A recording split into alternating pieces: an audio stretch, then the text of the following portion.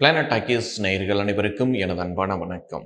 இன்னைக்கு நம்ம இந்த வீடியோவில் எதை பற்றி பார்க்க போறோம்னா, ஒருத்தருக்கு திருமணம் எப்போ நடக்கும் அப்படிங்கிறத பற்றி தான் பார்க்க போறோங்க.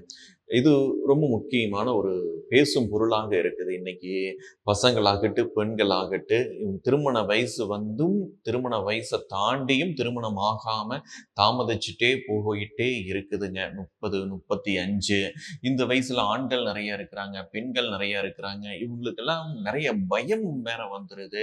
இனிமேல் திருமணம் நம்மளுக்கு நடக்குமா அப்படிங்கிற சந்தேகத்தோடையும் கூட நிறைய பேர் இருக்கிறாங்க. 35 வயசை தாண்டினவங்க. ஏன்னா நிறைய பேர் திருமணம் ஆகாம போயிருதல்ல. 35 வயசு ஆயிடுச்சு, இனி யாரு நம்மளுக்கு பொண்ணு கொடுப்பான் அப்படின்னு நினைக்கக்கூடிய ஆண்கள் நிறைய இருக்கிறாங்க. சரி, அப்ப நம்ம திருமணம் எப்ப நடக்கும் அப்படிங்கறத இந்த வீடியோல நாம பார்க்க போறோம். உங்களுக்கு ரொம்ப முக்கியமா நீங்க எந்த லக்னமா வேணாலும் இருங்க. உங்க லக்னத்துக்கு 2ல சனி, செவ்வாய், கேது, இல்ல 7ஆம் வீட்டுல சனி, செவ்வாய், கேது, ராசிக்கு 2ல இந்த மாதிரி சனி, செவ்வாய், ராகு, கேது இப்படிங்கிற இந்த 4 பாவர் அதிக தொடர்பாச்சுன்னா தானுங்க திருமணம் லேட்டே ஆகுங்க. இன்னொன்னு லேட் ஆகிறதுக்கு முக்கியமான காரணம், கரெக்டான வயசுல நம்மளுக்கு அவயோக திசை வந்து மாட்டிடுறது. இப்போ உதாரணத்துக்கு மீன லக்னத்தை எடுத்துக்கங்க. மீன லக்னத்துக்கு சுக்கிரன் நல்லதுகளை பண்ணவே பண்ணாது. கரெக்டா ஒரு 20 வயசுல மாட்டிடுச்சுன்னு வைங்களேன், 40 வயசு வரைக்கும் திருமணங்கிறது நடத்த முடியாமையே கொண்டுட்டு போயிடும். அதே மாதிரி தான் நம்ம இப்போ தனுசு லக்னத்தை எடுத்துக்கங்க. சந்திரனோட திசை 10 வருஷம். அது கரெக்டாக ஒரு 25 வயசுல வருதுன்னு வைங்களேன். 35 வயசு வரைக்கும் அதை எந்த நல்லதையும் பண்ண முடியாம சிக்க வச்சிருங்க. இந்த மாதிரி அவயோக திசையில சிக்கினவங்க நிறைய பேர் இருக்கிறாங்க. அது நம்மளுக்கு திருமணத்தை கொடுக்காது. சரி, எந்தெந்த திசை திருமணத்தை கொடுக்கும்? உங்க லக்னாதிபதி கண்டிப்பா நல்லதுகளை கொடுக்குங்க. அதனால லக்னாதிபதி திசை திருமணத்தை கொடுக்கும். 2ஆம் அதிபதி குடும்பத்தை பத்தி சொல்லக்கூடிய ஒரு அதிபதி தான் 2ஆம் அதிபதி. இதுவும் திருமணத்தை கொடுக்கும். 2ஆம் அதிபதி 6, 8கள்ல மறையாம பாவரோட சேராமல் இருந்தால் ரொம்ப முக்கியமா திருமணத்தை கொடுக்கக்கூடிய ஒரு பாகம் 3ஆம் இடங்க. இந்த 3ஆம் இடத்துல பாவரம் நின்றுச்சுன்னா திருமணத்து மேல பயமே வந்துருங்க. இப்ப சனி, செவ்வாய், ராகு இந்த 3ம் சேர்ந்து 3ஆம் வீட்டுல நின்றுச்சுன்னா திருமணம் பண்றதுக்கு அவனுக்கு ரொம்ப பயம் இருக்கும். அதே மாதிரி திருமணமான சீக்கிரமா டைவர்ஸ் ஆயிட்டு வர்றது, ஒரே வாரத்துல டைவர்ஸ் ஆயிட்டு வரதெல்லாம் இந்த 3ஆம் வீட்டுல நிக்கிற பாவர்கள் பண்றதுனுங்க. அப்போ 3ஆம் இடம் கண்டிப்பா திருமணத்தை கொடுக்கும். அங்க அழகா ஒரே ஒரு சுபர் மட்டும் நின்னால், இல்ல 3ஆம் அதிபதி எங்க நின்னாலுமே 3ஆம் அதிபதி திசை நம்மளுக்கு திருமணத்தை கொடுக்கும். 4ஆம் அதிபதி திருமணத்தை கொடுக்குமா? சுகஸ்தானம், அதுவும் திருமணத்தை கொடுக்குங்க. 4ஆம் அதிபதியும் நம்மளுக்கு திருமணத்தை கொடுக்கும். அதே மாதிரி 5ஆம் அதிபதியும் நம்மளுக்கு புத்திர பாக்கியத்தை சொல்லக்கூடிய ஒரு இடம் 5ஆம் பாவகம், அதனுடைய திசையும் நம்மளுக்கு திருமணத்தை கொடுக்கும்.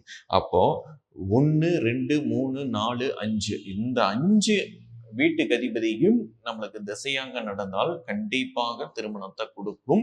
6ஆம் அதிபதி திசை திருமணத்தை கொடுக்கறதுல சிக்கல்கள் இருக்குது. 7ஆம் அதிபதி திருமணத்தை கொடுக்கக்கூடிய திசையே 7ஆம் அதிபதி தான், அதுவும் நம்மளுக்கு திருமணத்தை கொடுக்கும். 7ஆம் அதிபதி வலுவாக இருந்தால், எல்லாத்துக்குமே அந்த தசாநாதன் வலுவாக இருக்கணுங்க. அது ரொம்ப ரொம்ப முக்கியங்க. 8ஆம் அதிபதி திருமணத்தை கொடுக்காதுங்க. அது நல்லதுகளை பண்ணாது. அதே மாதிரி பாக்கியாதிபதி திருமணத்தை கொடுக்கும். பாக்கியாதிபதி திருமணத்தை கொடுக்கும். இந்த 10, 11ஆம் அதிபதி ஒரு 50% கொடுக்கறதுக்கு வாய்ப்பு இருக்குதுங்க. ஆனா 100 இல்ல 120% வாய்ப்புகள் திருமணத்தை கொடுக்கறது 12ஆம் அதிபதி தானேங்க. 12ஆம் அதிபதியுடைய திசா புக்தி உங்களுக்கு திருமணத்தை உறுதியாக கொடுக்குங்க. சரிங்களா? அதே மாதிரி 3ஆம் அதிபதியும் 3ஆம் அதிபதி திசையும் புக்தியும் உறுதியாக திருமணத்தை கொடுக்கும். இந்த 3, 12 உடைய திசா புக்திகள் 100% இல்ல 120% திருமணத்தை கொடுக்குங்க. இதுல முக்கியமா நீங்க அந்த டைம்ல திருமணத்துக்கு நீங்க வரன் தேடணும். சுக்கிரனுடைய திசையும் ஒருத்தருக்கு திருமணத்தை கொடுக்கும்.